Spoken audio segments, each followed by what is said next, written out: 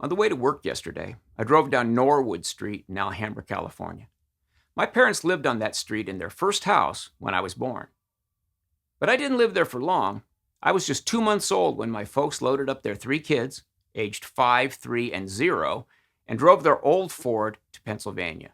My dad had an opportunity for better work, and off we went.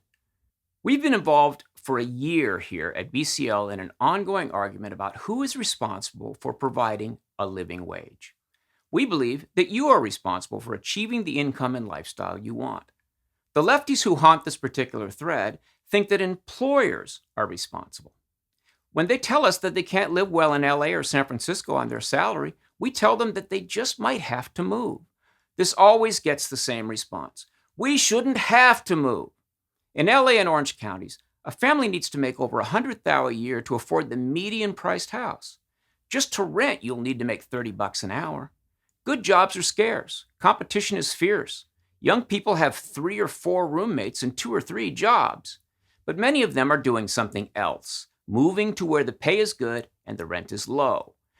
We often hear that this country is made up of immigrants, and those who always try to racialize everything would have you believe that ethnic diversity is what we should learn from that. Nonsense. What those who came here have in common is what we should remember. They moved. They moved to where the opportunity was. They looked around their village in Italy or Ireland or Latvia and said, this is not going to cut it. And they got their butts in gear. According to Mike Rowe, there are over 6 million jobs in America ready to be had, good jobs with good pay and benefits and security. But many of these jobs are in states where the hipsters don't want to live, where there might not be a Whole Foods nearby and the F-150s outnumber the Priuses. Chasing opportunity is cooked into this country's basic structure. The cities were built around the opportunities offered. Whether we're talking mining or steel mill or automaking or meatpacking, it was the jobs on offer that filled up our cities. The suburbs were built to house the workers arriving from all over because they were moving to where the work was, ready and willing to take on new skills and new challenges. You see, our ancestors didn't just come to this country, they moved around once they were in this country. That's how it works. Nobody wanted to move to Texas, but that's where the oil was, so they went. And if you've ever met a Texan, they do seem pretty damn happy about living there. My dad worked for Underwood. He fixed typewriters and adding machines, and he loved it. But my mom expected a little more out of him, so he went up the ranks in the company, and that meant moving cross-country to a tract house in Levittown with 3 brats, and later to a small town outside Little Rock, Arkansas, with 4 brats, and eventually back to California. But he came back with new skills and improved earning power.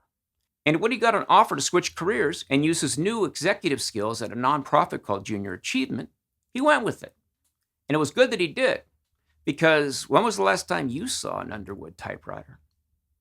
Look, I understand that living where you want to live is important to people, but sometimes you have to follow the treasure map where it leads.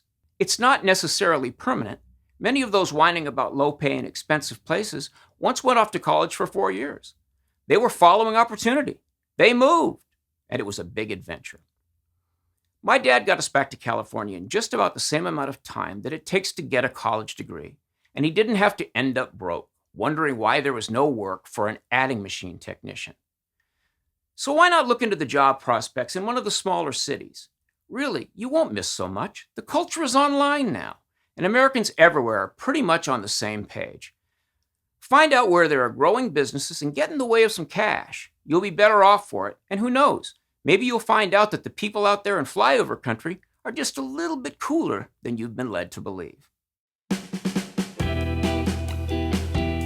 Thanks for watching. Please consider becoming a supporting member of Blue Collar Logic. You can find the link in the comment section and give what you can.